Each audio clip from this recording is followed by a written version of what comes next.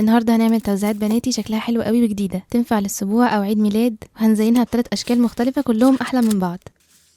هنحتاج ازازه بلاستيك ونقص الجزء اللي فوق ده منها ونسويه، ومش شرط الازازه دي خالص، ازازه ميه كمان تنفع، المتوفر عندكم استخدموه. انا محوشه من الازايز دي كميه من زمان فعشان كده استخدمتها، بس دي دلوقتي مقاطعه احنا عارفين. ونقص كمان منها الجزء اللي قدام ده. بعد كده محتاجين مكوه نكون مسخنينها على اعلى درجه، نحط عليها الازازه شويه كده عشان الحرف بتاعها ما يبقاش حاد، ونحطها كمان من الناحيه التانية لحد ما تبقى بالشكل ده. بعد كده هنحتاج دايره من الفوم على قد الازازه. بالنسبه للدايره دي قطرها 8 سم، بتنيها بالنص ونعمل فتحه بالمقص، وبتنيها تاني بالنص عكس التانية الاولى، ونعمل فيها فتحات بالشكل ده كده.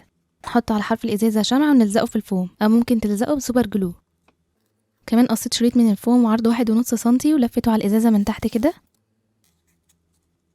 بعد كده هنحتاج دايره كبيره قطرها 26 سنتي، استخدموا اصغر غطا عندكم واعملوا بيه دايره في النص، والدايره دي بنعمل فيها فتحات بالشكل ده. بنجيب الازازه بتاعتنا ونلزقها كده في الفوم. بعد كده هبدا اثبت الفوم في الازازه بنقطه صغيره جدا من الشمع، بلزق الناحيتين اللي قصاد بعض دول، بعد كده بلزق الطرفين اللي قصاد بعض الناحيه التانية. بعد كده كل جنب من دول هلزقه من النص. سهله جدا، بس اهم حاجه ما تكتروش الشمع. شوفوا شكله حلو ازاي. نجيب بقى عروسه صغيره، وده اول شكل من الفساتين. هنحتاج شريط ستان عريض شويه، يعني تقريبا 4 سنتي، هنلفه عليها بالشكل ده كده ونلزقه من ورا بنقطه شمع، وبعدين نقص اي زياده. مفيش اسهل من كده. استخدمت برضو نفس شريط الستان وبدات اتنيه على بعضه بالشكل ده وخيطته عشان اكشكشه، ونلفه على العروسه بالشكل ده ونقفله من ورا بالغرزه دي. شكله حلو جدا ورقيق. والتزيين بقى باي حاجه متوفره عندكم وحسب ذوقكم بقى، ممكن كمان تعملوا اي حاجه في شعرها، بس انا ما كانش عندي وقت. وبكل سهوله بندخلها كده في الفتحه اللي احنا عملناها في النص. حطوا التوزيعات اللي تحبوها من هنا كده. الفكره تحفه وبجد مبهجه، حتى لو هتعملوها بس عشان الولاد يلعبوا بيها، يعني مش للتوزيعات ولا حاجه. تعالوا نشوف تاني شكل من الفساتين.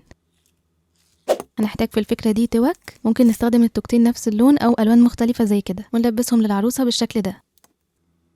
بعدين استخدمت شريط اورجانزا، او ممكن تستخدموا شريط ساتين زي الفكره اللي فاتت، والمره دي انا كشكشته من غير ما اتنيه على بعض، وبرده طلع شكله لذيذ قوي. نلبسه للعروسه كده ونقفله برده من ورا. دايما خلوا التقفيل من ورا كده عشان ما يبانش. وبجد كان شكله عسول قوي. وعملت دي بنفس الطريقه اللي وريتها لكم. وندخل العروسه كده من هنا، وبصوا بقى الجمال ده. اللي هتاخد منكم التوزيعات دي هتتبسط جدا. توك وعروسه وكاندي، مفيش دلع اكتر من كده. اخر فكره بقى قررت استخدم فيها الفوم وبس. هنستعين بورقه كده على قد جسم العروسه، نتنيها بالنص ونرسم عليها الشكل ده ونقصه، ولما بنفرده بيبقى شكله كده. نقصه بقى على الفوم، وما تستغربوش ده فوم، بس انا مش عارفه الطبقه اللي فوق دي اسمها ايه بصراحه، هو شكله عجبني قوي فجبته. ونجيب العروسه ونلف عليها الفوم كده ونلزقه في بعض من ورا، وبس خلصت. نحطها بقى في الازازه. شكلها خطير قوي بجد. حبيت التزيين برضو يبقى كله بالفوم، يعني لو ما عندكمش غير فوم بس هتعملوا القمر ده. شوفوا بقى جمالهم ورقتهم وتفاصيل كل عروسه، بجد تحفه. انتوا كمان تقدروا تستغلوا الاشكال دي في تزيين عرايسكم من غير توزيعات ولا حاجه. بجد كتاكيت قوي. وبس كده، ما تنسوش تقولوا لي رايكم وانهي شكل عجبكم اكتر.